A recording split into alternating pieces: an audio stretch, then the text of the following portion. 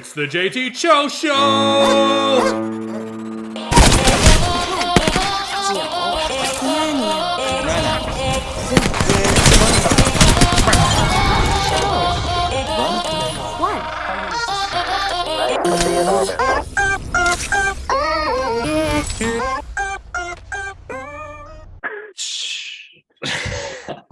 Stupid.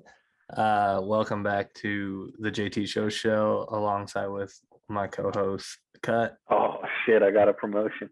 Hell yeah, dude. Episode 97. 97. Today's the 13th of February. It's an important date because it's right before that fake holiday. That's tomorrow, but it was Super Bowl Sunday. Super Bowl Sunday. Look, I've always been a Matt Stafford fan. You can clearly tell.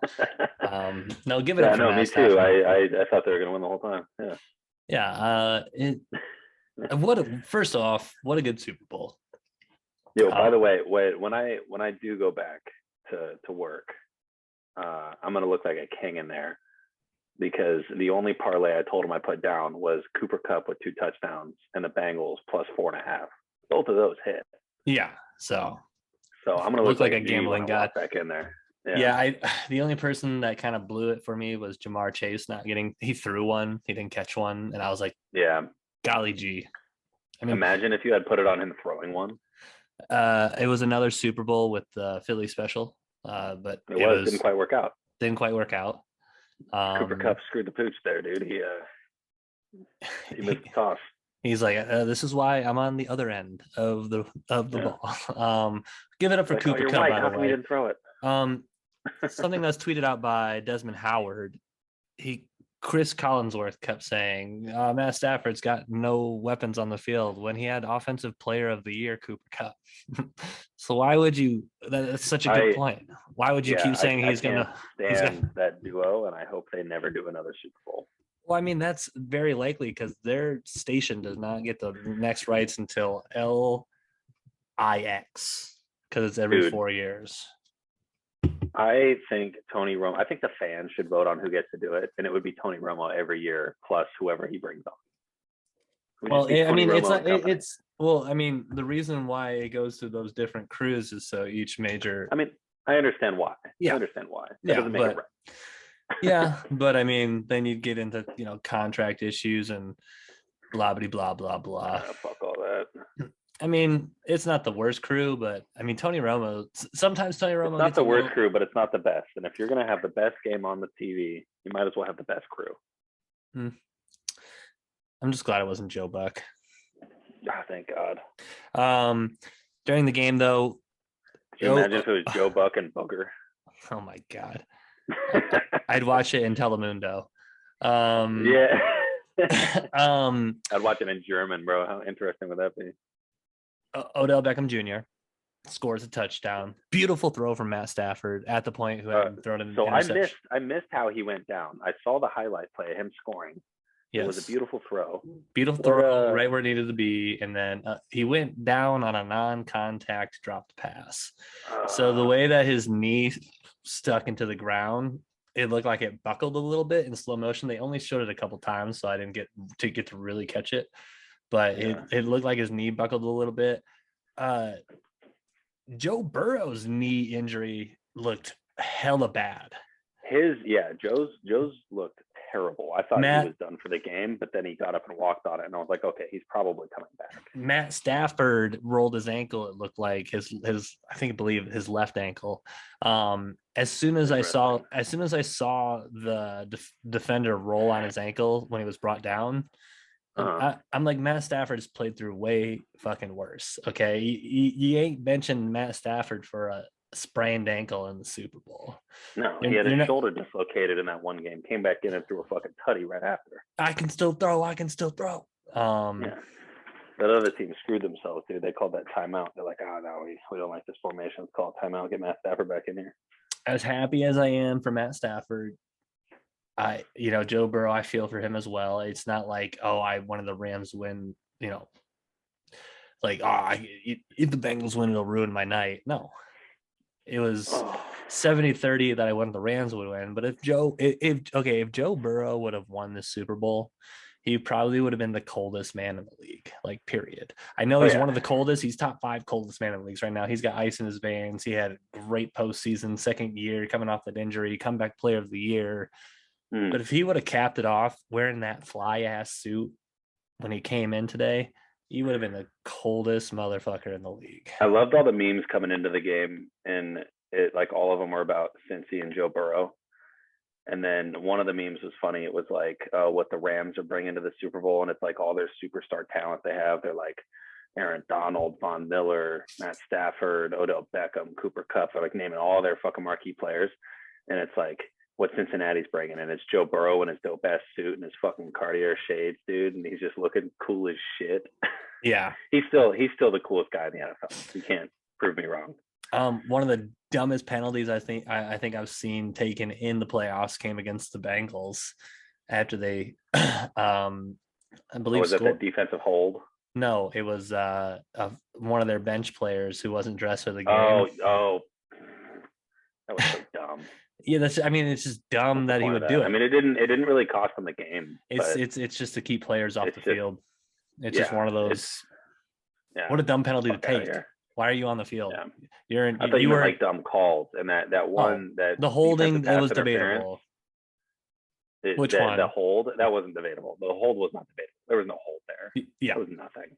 Yeah, they let so much other shit go.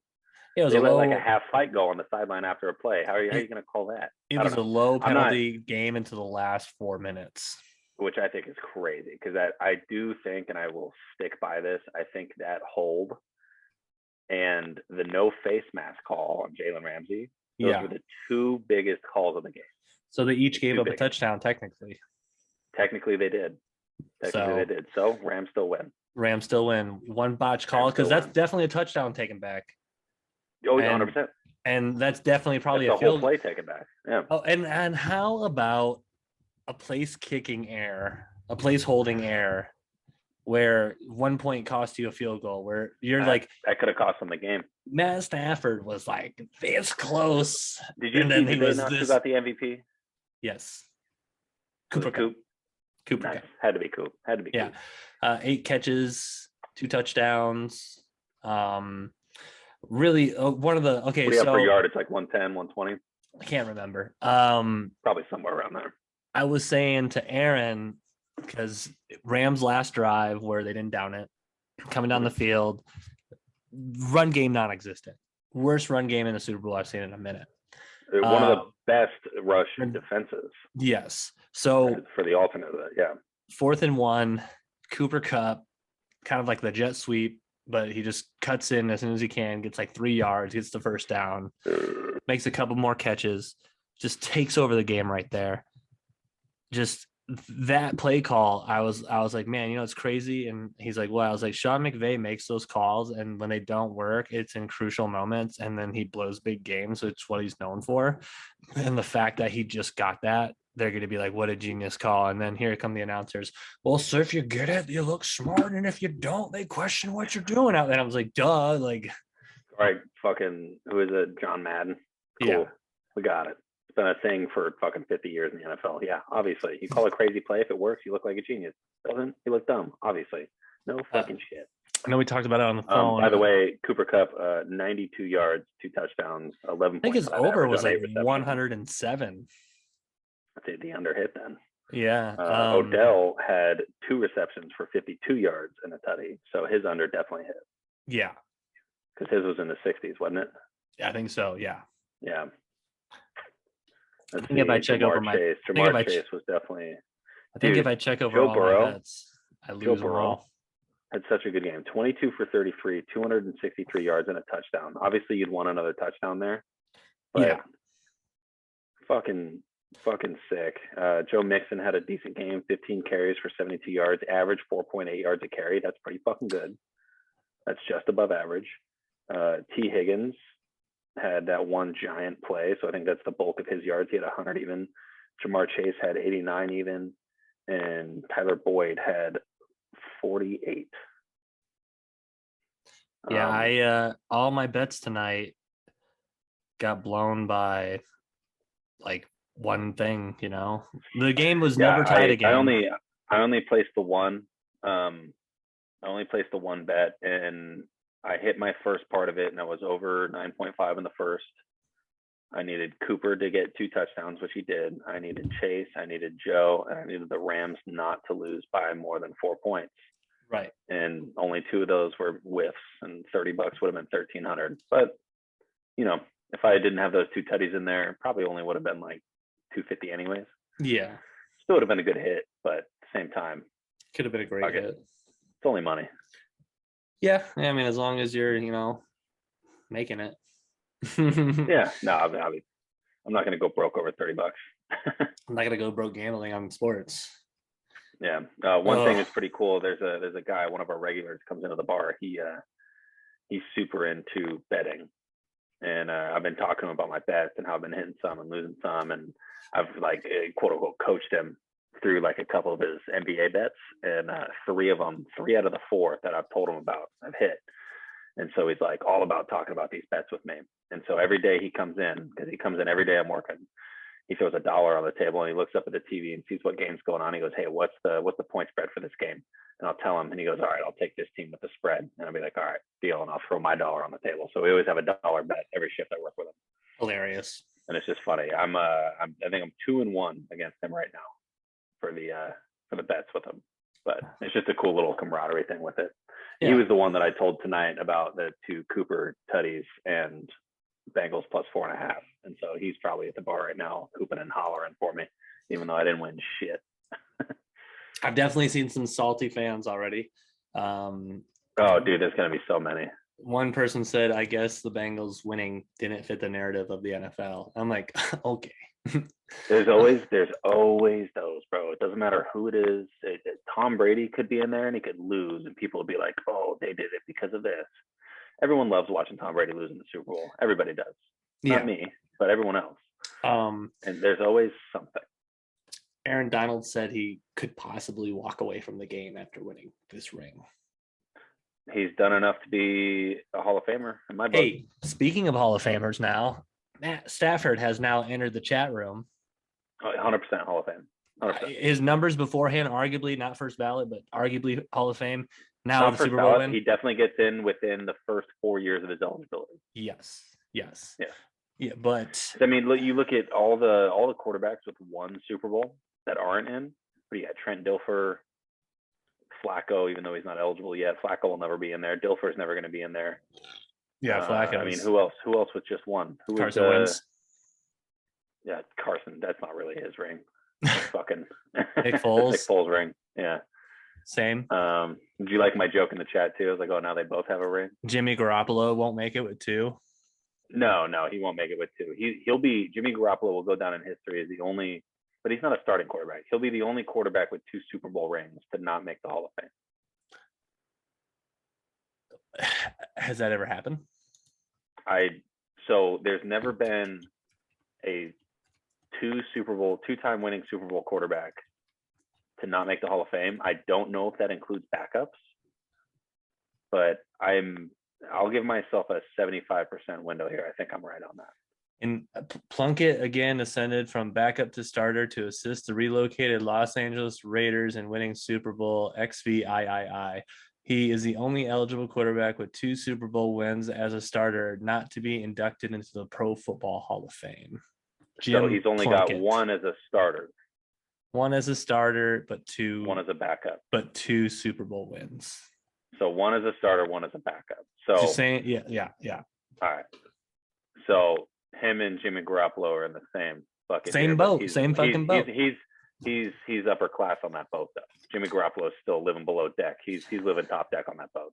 Speaking of older quarterbacks, Terry Bradshaw he was saying the other day in a conversation that he wished he was as respected as Tom Brady and Peyton Manning and Aaron Rodgers gets. Oh, maybe he should have fucking done more. He was terrible. He rode a 4-year defense. He had so many interceptions. Those Super Bowls are not credited to him. They're credited to guys like Lynn Swann and the Immaculate Iron Curtain. The Iron Curtain. Yeah. Yeah. And I'm just like, if you were, don't get me wrong, he had his fans, but he was not a great quarterback. He wasn't. Pittsburgh's defense was so good those 4 years that you could have Jared Goff. He was the Troy Aikman of the Pittsburgh Steelers. Troy Aikman, this might be a hard take. I don't think Troy Aikman was a great quarterback. I think he was a Jimmy Garoppolo-esque player that had Hall of Famers all around him, everywhere he looked. He had 3 Hall of Fame linemen. He had Hall of Fame wide receiver, Hall of Fame running back, Hall of Fame defensive players. Okay, he rode Emmitt Smith and Mike Irving's coattails into the NFL Hall of Fame. 100%. On top of that, having a Hall of Fame coach, like all those Hall of Famers around you, it's almost impossible you don't get in. Trent Dilfer had that same offense. He's in. After the Super Bowl, I was tweeting, someone check on Jared Goff. Somebody check Frank. Somebody check on Baker Mayfield. Somebody check on the city of St. Louis. Who's the Rams wide receiver that left at the beginning of the season? Jackson. Yeah. Someone his way off the team. Someone check on that man, and then somebody check on AJ Green.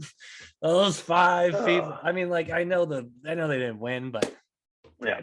Somebody call Jared Goff, because AJ Green did tweet. He tweeted like last week. He said, "So proud of the city of Cincinnati. I'll be wearing my Bengals jersey this weekend." Yeah, he didn't leave on bad AJ's no, not at all. He got old and injured, and he's one of those dudes. He was on the same level as Julio. Him and Julio had damn near identical careers, except I think maybe AJ's didn't last as long. Like we were talking about the other day, how I think what's his name, basketball player for the Heat, Chris Bosh.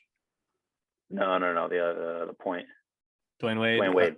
I think Dwayne Wade's peak Dwayne Wade is just as good as Kobe's peak, but Dwayne Wade's peak only lasted like 2.5, 3 years. Kobe's peak lasted like 12 to 15. Yeah, Kobe was just as soon as he even showed a glimmer of, oh, I'm trying to be better than you, Kobe would just outwork you, and he had that mentality forever. Yeah, forever. His damn near his whole career. And Dwayne Wade was that guy for about 2.5, 3 years. I forgot who it is. It's like a classic story. He's like, I showed up to the gym, guy on the other end's dribbling. It's Kobe. I practiced for an hour and a half, and then there was Kobe, and I sat there and watched him for another hour. Oh, that was for, I think it was for the not the All-Star, but one of the Olympic games. Well, no, the Olympic games they played. I remember hearing that. I remember hearing that in an interview. One of the guys was talking about during the Olympic games. They went to wherever they were going, and they finished their night practice, and they all went home, went to bed, and then they found out that Kobe was still there practicing. And then they woke up like 8 hours after the practice that they left, even though Kobe had stayed for an extra like 2 hours of practice. Right. Went to breakfast. Kobe had ice on his knees eating breakfast. And they're like, "Yo, you ready for practice?" He goes, "Yeah, I already got one in." Yeah, no, this one's different. He was an opposing player. And so he saw Kobe practicing. He shot for an hour and a half. Kobe was still practicing. He watched Kobe do like real shots, not, half shots, put up real shots. He left. After the game, he's like, "Kobe, why'd you do it?" He's like, "Because I saw you looking at me." Basically, like, I'm better than you, and I'm going to work harder than you, and I want you to watch me work harder than you. And he just... Yeah. That's that Mamba mentality right there. That's exactly what that is. And I don't know if anyone else has ever had that other than guys like Jordan or Kobe's one of the, like, if you had the Dragon Kobe Ball, and Jordan that had that. You had the Dragon Balls, you would be like Shenron, bring back Kobe. You'd say fuck Krillin, bring back Kobe. Krillin, dude. Bring back Krillin. Bring back Kobe Bryant. Dead like 7 times. He'll come back eventually. Bring back Kobe. Bring back Kobe, but he's 22 years old. Okay, bring back 18 Kobe, though. I don't give a shit. Bring back Kobe, but bring back Kobe, but he's always 28. I did. I know you hate LeBron, and I hate LeBron too, but I did like the LeBron commercial. Yeah. I liked it. I thought it was cool. I saw a funny thing where some fan got on FaceTime with his mom, and LeBron did say hi to the man's mom. Oh, that's cool. He's like, "Mom," he's like, "LeBron, say hi to my mom." I like LeBron as a person. I think he's done good things for his community in Akron, Ohio. I think he's one of the best business basketball players to ever live. Yeah. I think he's one of the best basketball players to ever live. Yeah. And that's a whole nother conversation. Like, Michael Jordan's always going to be Michael, but the best basketball player to probably ever play the game up to this point with passing Kareem is LeBron. Yeah, no, you can't. So I saw a clip of Shaq yesterday, and Shaq said once he passes Kareem, you can't argue it anymore. He scored the most points in NBA history. Yeah. And it's Like, not like, oh, matchups. Well, we'll never get Muhammad Ali fighting. no, we'll never do that. We'll never be able to see Tom Brady throw against the Iron Curtain. We'll never be able to see Ali fight Tyson. Well, it's never going to happen. As the game evolves, so do the players, and so does the talent. The players evolve, so you can't. It's hard to compare. It's not apples to oranges. They are both fruit, but it's hard to compare. It's hard to compare the last 30 years. But if you take the last 30 years of sports and you put them against it's even hard to compare the last 20 years, especially football wise. Dudes nowadays are like 6'3", 240, running 4.40 yard dashes. If a dude like that was alive back in the 70s. Yeah, that's what I'm saying. If you take the last 30 years of sports, so 1990, that's what Bo Jackson was. Yeah, Bo Jackson was. If you threw, he was faster. You threw Derrick Henry in 1970s offense, he would get a million yards. Jesus Christ, he'd have all the yards. Million. Every yard available, he would have had him. A million yards. If you threw Aaron Donald back in 1970s, he'd have 18 sacks in the first half of the season. And I think if you would have thrown Tom Brady back in the 70s, I think he would have picked apart those primitive defenses. They would have got to him a lot. He would have gotten hit. He would have just picked apart. He would have. He said they're he not would have getting to him in 2 seconds. He would have said, "Coach." He would have said, "Coach, I can throw the ball in 2 seconds. I can throw the ball in 2 seconds." Coach would have been like, "What are you talking about? We run 90% of the time." He goes, "No, we don't. We pretend like we're running." And name one person in 1970 who's going to guard Randy Moss. Oh, not a soul. Night Train Lane, maybe, if he fucking ties him up before he gets the ball. He's going to get mossed 100% of the time. Yeah. It's just there's certain players, but then there's players that could play in any era. There's different. That would be a good one of these next podcasts. We should do that together. We should go over players that could have played in any era of sports. Like I think LeBron's one of those players. Yeah, we should pick. Mike's one of those players. What we should do is we should break up every 10 years and pick 2 players from every 10 years that could have played in any era. In any era, and then we'll just bring our list to the table. And we'll just do football and basketball. That'll be the next podcast. We can even do football first and then save the basketball for the next one.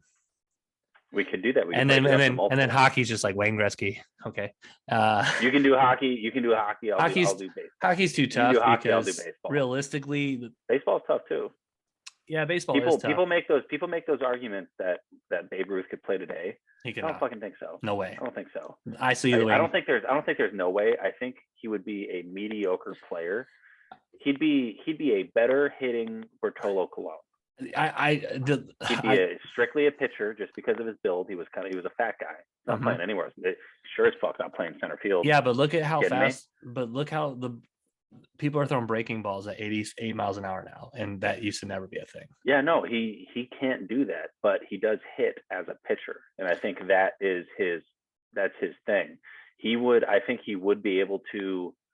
He'd be able to adapt to the new styles of pitching. I think it'd take him like maybe 2-3 games, maybe at the most, to adapt to the new style of pitching. Maybe not even 2-3 games, maybe just 2-3, in the cage, just having some guy throw at him. Or maybe they just go yard. I mean, he had over 700 home runs before that was even a thing. Yeah, like the only other guy to do that was Barry Bonds. I think this is correct. Some he might have had more home runs, but like the way that the stat taking was fucked back in the day. Yeah, and the way the fields were built was fucked back in the day, where you could hit like a bomb, and it's not considered a home run, and it's weird. I don't know. Well, there were some fields that were super short. Some of the left fields were like 280. Yankees field has always been short. Then some of the center fields were like 550, and it's like, sometimes you just couldn't hit it deep center. If Miguel Cabrera was a New York Yankee, he would have the most home runs in MLB history. Is that a thing? Well, because right field. I mean, I believe it, but that'd be funny to go through the stats on how many outs he had gotten in right field at that distance.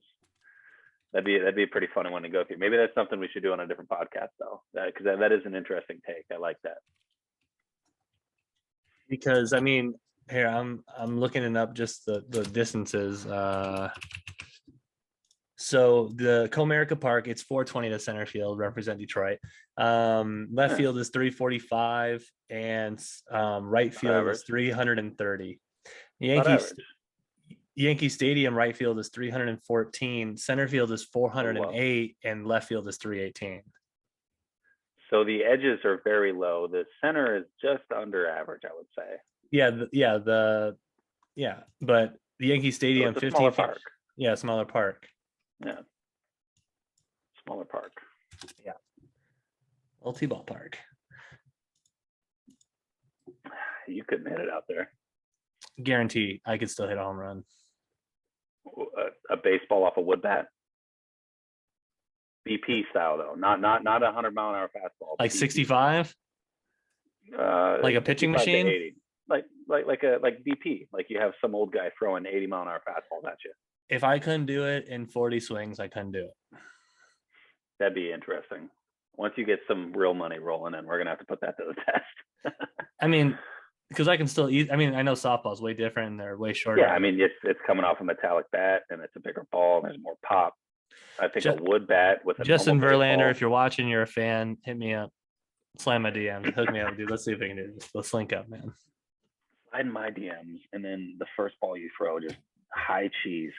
Throw that 95-mile-an-hour fastball right past his fucking chin. Nah, dude, just hit me in the temple. Back him out of the box, dude. Back him out of the box. And then it's, hey, welcome to the Dustin Cup show. You see it coming in the first. You see it coming in first. You're like this, and you just go.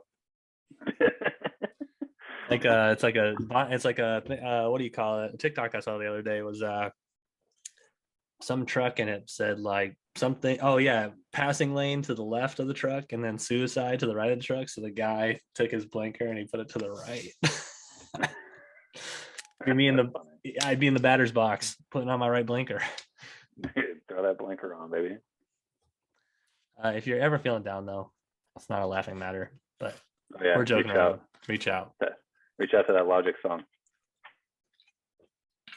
It's actually saved a lot of people. It has. It has. That might have been one of the smartest rap songs ever put out, especially for like the name of it to be what is it, the 1-800 something?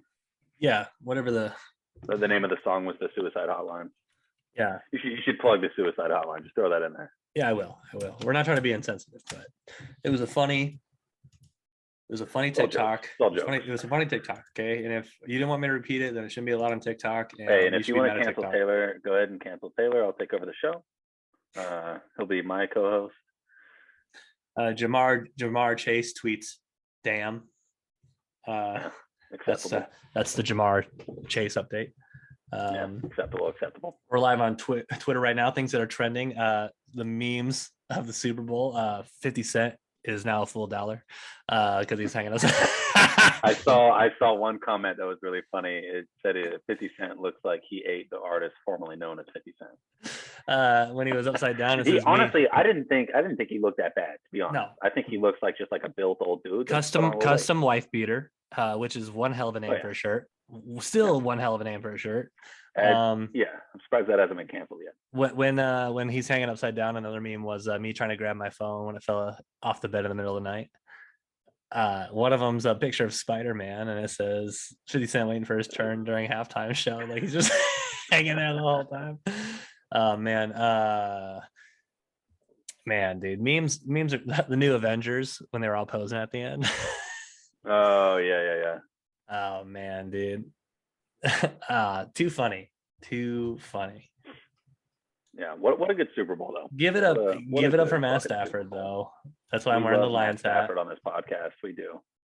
I think he ate a lot of fucking mud for 12 years when he was playing for the Lions, and he finally got a full team around him. A full team. He's had teams around him. He's never had a good defense. He's never had more than one fucking reliable target. He had all of that now. He had 2 reliable targets. He had a decent running back. He had a grade A defense, and he made it happen. Yeah, and like he who shall not be named was like, oh, it's weird that now he has a team built around him he can win. I'm like, oh wow, a team that has a good defense. Like every other quarterback to ever live. Let's go over. So he was 26 for 40, not great. 2 INTs, 3 touchdowns, 283 yards. That's fucking decent. That's really decent. That's fucking decent. I'm not going to credit him with a drop because he was overthrown like a motherfucker. Yeah. Cooper Kupp 0 for 1 in the Super Bowl. That's a tough look for him, but got that ring, baby. He got ring. that. Can't say much about it. No, you can't. Yeah, they won. They did the thing that every football player in the NFL wants to do at the end of the year. He did it. Yeah, all of them did. Congratulations, Los Angeles Rams. The Rams, Good fucking job. Cooper Kupp, he was pretty emotional at the end. He was almost lost for words. Hell of a career. They said from Eastern Washington to the Super Bowl championship, and yeah, you know, he so really... great story about Cooper Kupp. He his going into his junior year, him and his current wife were dating at the time. She was going to a better school, more academic school. I don't remember which one it was, but she transferred to where he was going, lost 50% of her credits because they weren't transferable. Damn. And got a job and supported him his senior year of college so he could focus more on football. That's and wild. Now he won the Triple Crown, one of only like 4 guys to do it now. Triple Crown for receiving, led the league in catches, touchdowns, and yards. Got a ring, and I'm sure that chick doesn't have to work another day in her life. What an investment. And I'm not talking any shit about her. I think she was a great woman, and she did a phenomenal job helping him out in college. And I think that's one of the most beautiful stories in the NFL right now. I'll throw it up in the chat. Fucking Pepper had to remind me that when I went to and I went to the Houston Texans game. That'll have to be the wait, hold on, hold that up again. That'll be the thumbnail. I'll hold up this and then you hold up that. Yeah. There it is. Man, I used to be so fat. This is me at like 245 pounds. Man, what a fat piece of shit, dude. I rode the bike for 25 minutes today because I knew I was ordering pizza, and I was like, "You gotta get on the bike." Dude, I ordered the best pizza. Because you ordered pizza, I had to order pizza. Dude, I was gonna not order pizza. I don't remember what I was gonna do. I was gonna do Chinese food, but I was down the street from the best pizza place I've eaten at in probably the last 10 years. And I was like, you know what? 30 minutes till I order, till it's ready. I'll wait in the parking lot. No big deal. Ordered, walked in. The atmosphere is exactly the same. They were busy as fuck. It was a Super Bowl. They had like 12 orders ready to get picked up. Mine wasn't quite ready yet. The guy goes to take it out, one of the underlings. He takes it out, and the owner looks at it. He goes, "Yo, what the fuck are you doing?" And the guy's like, "What?" He goes, "The shit's undercooked. You can't do that. It's undercooked. You got to throw it back in. You got to cook it. You got to cook it all the way through. Look, the motherfucker's raw." And I was like, "Oh shit!" And he threw it back in. And he looks at me. He goes, "Hey, bro, give me another 5 minutes." I was like, "Hey, no big deal. I want that pizza to be perfect." He goes, "That's what we strive for." He turns around, went right back to fucking work. Like, man, what a fucking guy. Hell yeah, dude. That was good pizza. Brooklyn Square Pizza in Jackson, New Jersey. Hilarious. I got Jets Pizza from Jackson, Michigan. yeah, that's funny. We got it from the same city. I got the Aloha BLT, the Aloha barbecue pizza. Nice. Yeah, I just got the normal cheese, dude. The upside down fucking square. Great fucking pizza. I had two slices of it, and I was full. And now I have 8 more in the fridge. Nice. Yeah. Halftime performance. How'd you think it went overall though? Fantastic. I thought it was great. For my age, for my music, for their display, Kendrick Lamar went hard as fuck. Oh, he went hard. Yeah, you know what? So funny story. I was watching it here with the old mother-in-law. She came out, had a beer with me, and was like, "I'll just watch it." I didn't want to watch it because I don't really like this music. I'm just gonna watch it. She watched it about 5 seconds into it. She goes, "This is really good." And I was like, yeah, I'm sure there's going to be some super hardcore people that hate rap music and they're going to fucking hate it. I mean, there's going to be some old people that if it's not fucking Led Zeppelin or AC/DC, they're going to be like, this is fucking garbage. Why isn't it Metallica? Yeah, where's fucking Metallica? Where's AC/DC? Where's all these guys? No, dude, these are the dudes. And she was like, yeah, your guys' generation of music is pretty good. And I was like, this isn't even our generation of music. This is a generation before. This is everyone up there. Everyone up there is 40 plus years old. Yeah. Everybody is. And she was like, really? And I was like, yeah, they're all grade fucking like S tier performer. Like I remember, you know what's a fun fact? I don't know if the girl, I can't remember her name, the girl rapper that was up there with him. Oh yeah, it's so every one of the dudes that was up there started under Dr. Dre's label, and then started their own label after that. So Mary J. Blige. Mary J. Blige. So I don't know if she started with Dr. Dre, but everyone else that was there started under Dr. Dre's label, was wildly successful, and then started their own label. All the other dudes, Snoop, 50, Eminem, Kendrick, all of them. So they're all his offspring, his fucking rap underlings. And I thought that was cool. And Snoop bought Def Jam Records this year, so that's pretty. Oh, dope. Did he? He's the owner of Def Jam Records. Good, I like that. That. Things that people were, when you see the hologram of Tupac, which didn't happen. I heard some people saying I miss Left Shark, and I was like, that's hilarious. From the funny joke about the Tupac thing, like if you see the hologram of Tupac, take a shot, but not at him. Yeah. And then Evan McPherson was trending because he didn't go to the locker room, watch the. I mean, what? Yep. Hey, what if I just keep kicking it through the uprights? You got it.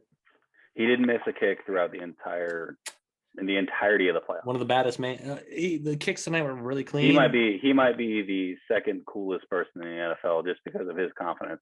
I'm telling you right now, he gets the ball it was 60 yards to kick a field goal with the game on the line. They're down. I'll throw $100 on it. He's making that field goal. I'm taking a mortgage out on the house. I'm throwing it all on fucking good old shooter making that shot. There is no doubt in my mind that he would. No doubt. He is. Right. Because I feel like that's 90% of it for kickers. It's kind of like a golfer. You go into the game with confidence. You go into the game with confidence. Yeah, you go into the game with confidence and elite skill. Confidence will ride you the fuck out. So when I took my California coaches conference class, I met a kicker and a punter. They really work out, and Pat's talked about it before. It's like 3 days a week that you go full hard kicks, and then really all it is strength training and just remember your steps. They're only working out one muscle group. So like imagine you do biceps 3 days a week. Like you're trying to do like the perfect, I don't know, like drink the beer the perfect way. So you curl like 3 days out of the week, and then the other days you're working on your technique. And you're like, if I was an NFL kicker, my off season workout would be working out with you, Pepper, Earl. I can long snap a football. Well, what I'm saying is for you guys could all just pull up lawn chairs and I'll just kick field goals, and you guys would just talk shit to me the entire time. Because if I can kick field goals through your guys' shit talking, then I can handle the stands. That's a good bit. I like that. Like if I was an NFL kicker, my off-season training would be inviting like my 4 best friends just to sit in lawn chairs, drink beers, and talk shit about. Remember Rebecca from high school? Yeah, I got her. You go up to line up, I'm like, you limp dick bastard, and you fucking just drain it. You're like, I can kick in any condition. Your father was right. You are a disappointment. We're sitting back in our lawn chairs, sitting there with like fucking leaf blowers and shit, just blowing them in your face. Like, come on, bro. Come on, you got this. Nah, fuck you. You have like a garbage can full of confetti, and then you just launch it at me when I kick. Like, got kick in the snow. Oh, yeah. Adam Vinatieri did it. The little confetti launchers that you twist, and they just fucking shoot shit out. Yeah. I'm sitting there with a fucking blowhorn underneath your nuts, just like waiting. You will not make this kick, you jackass. Yeah, that'd be. They had a really cool pregame, like, oh, we're in LA and Hollywood's done tons of movies throughout the game of football. And they're showing all these different clips of all these different movies that have like over the years that had, and they showed like the Happy Gilmore title. It was hilarious. I mean, not Happy Gilmore, Waterboy title on a reel. And I was like, hilarious. Oh man, dude, what a class. Like one future we'll have to do our 5 favorite football movies of all time. That's gotta be a good topic. I'll prep that tomorrow. That'll be a good one. Because when I was looking at that, I was like, oh damn, that's a good movie. Oh damn, that's a good movie. So like top 5 of all time, like to your preference, and then we'll discuss that line. We'll just go to our 5. Yeah, that'll be a good one. Right. Yeah, you like that? I do. Funny. So now's time, I think. Yeah, let me pull them up. Should I pull up the logo? Yeah, pull up the logo, have it drop. All right, cut stumpers. Here we go. All right, so I have one game with two sections. It's 1, 2, 3, 4, 5, 6, 7, 8, 9, 10, 11, 12. So out of 12. So this game is called Who Led the Decade? And we're going to start with the 2000s. So from the year 2000 to 2010, who led the decade in passing yards? Tom Brady. Peyton Manning. Peyton Manning. My top three was Drew Brees, Peyton Manning, and Tom Brady. So Tom didn't really start throwing up for big yards until like 2005. Yeah, he came in like 2002. So, but I just thought, Yeah. All right. So let's go. Who led the decade?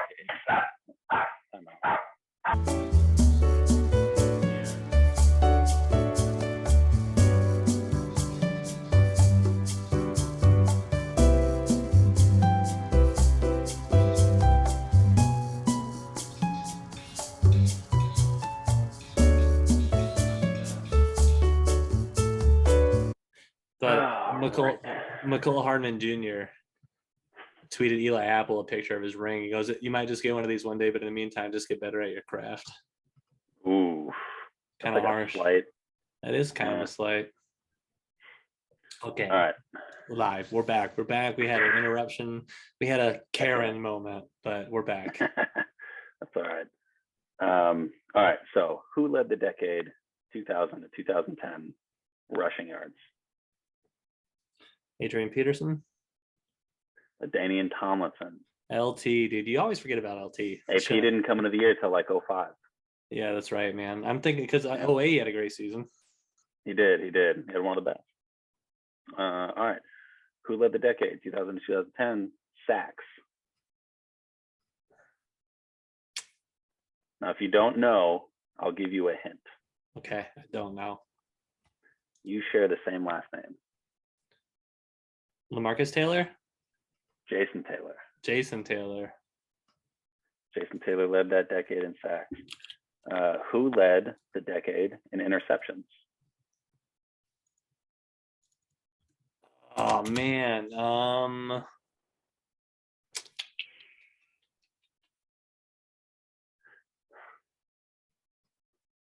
Reeves? No. So I'll give you a hint. There was a really funny YouTube clip made after this guy, and they called him the hardest hitting safety in the league. Greg Jennings was the guy going up against him, and he had a pulled hamstring trying to score a touchdown. It was a Madden clip. He put the team on his back, and he had one guy to beat. Now that you said that, hardest hitting safety in the league. Oh man, I'm blanking hard, man. You said that, and I should get it now, but I'm just drawing a blank. Darren Sharper. Damn, dude, for the Broncos. Yeah. All right. Who led the decade in team wins? From 2000 to 2010. Patriots. The Colts. The Colts or the Patriots? Yeah, okay. Yeah. All right. Moving on to the next decade, the 90s. Okay. This one might be a little easier for you. Brett Favre. Passing yards? Brett Favre. Dan Marino. Fuck you. Dan Marino led the 90s. Rushing yards. Good rushers. Throughout the 90s. I know. Did he play for Detroit? No. He didn't. Shit. The guy who played for Detroit was second, though. Yeah. Let's see. Good running backs. Did he play for the Cowboys? He did. God, what's his name? Oh my God, dude! I just Smith said it to you. Smith. Emmitt Smith. Emmitt Smith. Yeah. I'll give you that one. I didn't want to get the wrong name, so I was like, "Fuck." You're like 1 for 8 right now. These are hard, man. I'm not an expert. I fucking work up Monday through Friday. Who led the decade in receiving yards, 1990s? Moss. I'll give you another guess. The 90s. Oh yeah. Showtime. No, Showtime. wrong person. Let's see. Receiving yards. Who just completely dominated? I know the Cowboys had a couple of dominant years. No. The one guy that led the 90s and I'm trying to think. These are hard, man. This is one guy that played in the 90s. It's the main dude. I'm trying. Jerry Rice. Okay, yeah. Jerry Rice led the 90s in receiving yards by a mile. Yeah, I'm just trying to think of teams that were good. Because so these last ones are tough, except for the very last one. So these next two are tough. Who led the 90s in sacks?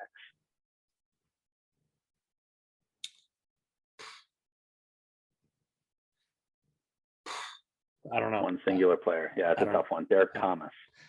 Okay. Who led in interceptions? That's a blank for me too. Rod Woodson. Damn. Yeah. These are tough. And then team wins in the 90s. This one's a toss-up. 49ers, Cowboys. Winningest team. 49ers. I'll give you the first one. There it is. So you got three out of, what was it, 12? 3 out of 14. 40%, dude. Yeah, no, you're under 40.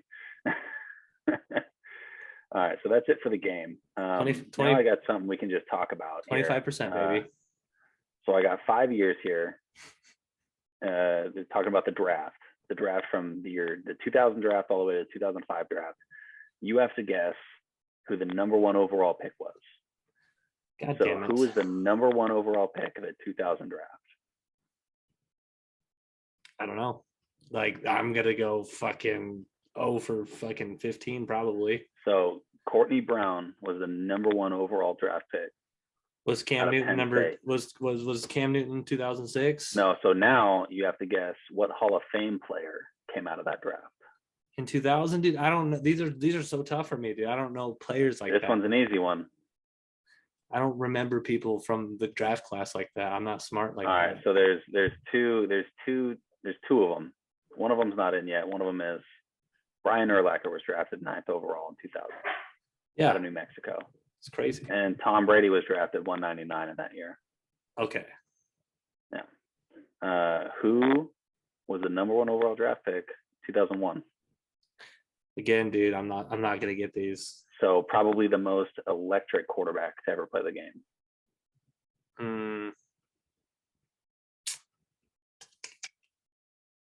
Didn't have a long career, was cut short, but he did have a comeback year. What, Michael Vick? Mike Vick. Number 1 overall pick out of Virginia Tech. Hall of Fame player out of 01? I don't know. He was an answer from before. Fuck, dude, I don't know. LaDainian Tomlinson was 5th overall. I just can't remember players. Yeah, no, these are tough. I didn't get any of these because I asked myself what they were and I didn't get any of them. So the 02 number 1 overall pick, his brother still plays in the league and leads that franchise in all passing categories. Carr. Yep, David Carr was the number 1 overall pick in 02. See, with hints like this, it makes it a little easier, but like point blank, don't know. Came out of Fresno State. Who's in the Hall of Fame out of that? Drafted 24th overall. Played safety. Woodson? No, Ed Reed. Woodson was in the 90s. Oh no! Wait, who played? Who played?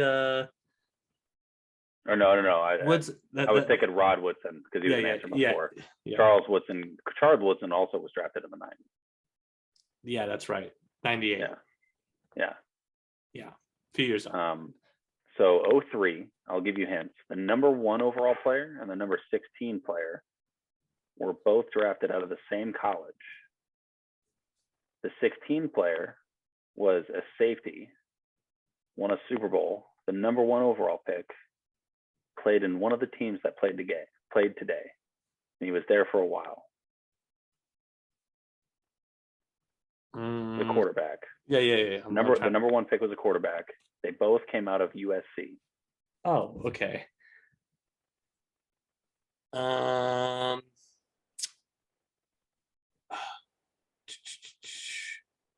damn. It's tough. Reggie Bush. The number 1 overall pick in the 2003 draft was Carson Palmer. God damn, dude. Oh, the Bengals. Number 16. Yeah, the number 16 overall pick was a safety, Troy Polamalu. Yeah. So 04, there's no Hall of Famers out of this one yet. But this number 1 overall draft pick out of 04 didn't like the first team that drafted him. Oh, Eli Manning. So notable players out of this draft. 3rd overall was Larry Fitz out of Pittsburgh. Wow. Phillip Rivers, 4. I don't remember his college. Sean Taylor was the 5th pick out of Miami. Ben Roethlisberger out of Miami, Ohio. Yeah. And then undrafted, Wes Welker came out of this. Wow, undrafted. Yeah. A lot of people missed him. So now we're going to do 05. Number 1 overall draft pick was the quarterback that started for the Chiefs before Patrick Mahomes got there. Alex Smith. Now, yeah. I'm not going to give you any other hints on this. Who was the best quarterback out of that draft? Drafted in the first round, 24th overall. This is 05. 05. Aaron Rodgers out of Cal. Yeah. There you go. Also, notable players out of that. Number 6 was Adam Pac-Man Jones out of West Virginia. And 65th overall, Frank Gore out of Miami. Undrafted, Josh Cribbs, Kent State. Wow. Yeah. And that's it for best players in the draft. Those are tough. Those are tough. Those ones are tough. That's why I wasn't going to grade you on those, because I didn't know. The only one I knew for sure out of that was Mike Vick and Tom Brady. And Tom Brady wasn't even worth a point. Damn. Who the fuck knows who Courtney Brown is? Jesus Christ. I don't even know what position that fool played. He probably played lineman, O-line. Maybe. I don't know. Let's look him up. Shout out to Courtney Brown. Yeah, look up Courtney Brown, dude. Courtney Brown. Former football player for the Browns. Oh, and wait, Courtney Brown? Courtney Brown. That's what my notes say. Courtney Brown, it says he played in 1978. Courtney Brown, Penn State, 2000 draft. Oh, Penn State. Yeah, it says Courtney Brown. Oh, 90 to 2000. Okay. Here we go. First round pick to Cleveland Browns. Yeah. Okay. Weird. What? Wow. Okay. Yeah. Courtney Brown of the Cleveland Browns, huh? Yeah. You know what's funny about that? I remember his name. Oh, he was born in 1978. He was born. Okay. I was like, wait, 70s? What the fuck? Yeah. Okay. Looking at him, my shit wrong. Looking at him, I remember him for Penn State, and I never remember his him name. I remember the name Courtney Brown. Don't know what the fuck. What position did he play? He played running back, I think. Running back. I don't know. I might have just made that up. Yeah, running back, I think. Wait, no, defensive end. Yeah, duh. Defensive end. So he was a lineman. 40-yard dash time, 4.52 seconds. 6'4". Career ended in 2006. Dominated in the 70s. Career ended 2006. D line. Wow. The things I don't know, man. See, we're just up here talking bullshit. We don't know what we're talking about. Cut stumpers, dude. They're always those are some stumper dudes. For sure. I have one more we could do, or we can save it till. We should save it, and then we you know, because we're getting Pepper and stuff on, and we got time for the next one. I do have one. I have one fun fact. Has nothing to do. I like the fun facts. Has nothing to do with sports. So this one I thought was crazy. Did you know that the Queen of England can't be prosecuted for any crime in the UK? I just she has what's called sovereign immunity, which means she is the head of state and cannot commit illegal wrong and is immune to civil suit or criminal prosecution for illegal activity. Yep. So she could just be She can do dealing whatever the fuck she wants. She can be dealing heroin on this. She could just shoot somebody, and she could be dealing heroin and sucking dick in a church for money. No one can do anything about it. Yep. It's crazy. War crimes. She could do whatever the fuck she wants in the UK. Hey, I'm gonna take this candy bar. Yes, ma'am. Yeah, right. Like, hey, I'm stealing this. Here's a gun. Yeah. Later. Yeah. Armed robbery. Yeah. Could you imagine seeing it and just be like, you should stop her? Like, dude, that's Queen of England, dude. You can't. Yeah, you can't do anything about it. Can't be prosecuted.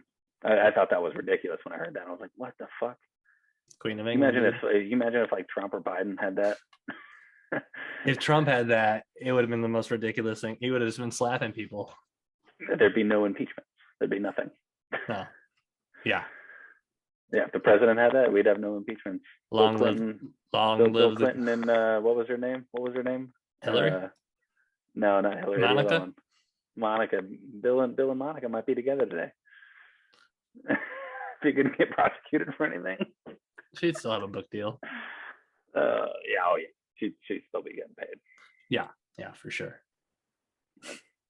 Hilarious. Bill Burr makes a really, really funny joke about that. Yeah, no, I remember that one. He's a funny guy. For sure. I think that's about it for episode 97. So we got 98, 99, and then 100's coming around. We're gonna upload a new merch store. We're gonna have funny t-shirts from shit I say and shit Cut says on stream, and be looking forward to that. We'll try and get another guest on here to come talk and duos game for sure. Some guests on. Some shit. Hell yeah, all day. Talk about some football, like, hey, season's over, get some people who like different teams on to say, what does your team need to do for the draft and the offseason? Get some outside perspective on different teams around the league. Yeah, with different ones of our friends. But we're almost at 100, and who would have fucking thought I'd still be trying to become famous at 97 episodes? There it is. Cheers to getting to 100. Cheers to almost 100. All right, goodbye, everybody. See you in orbit.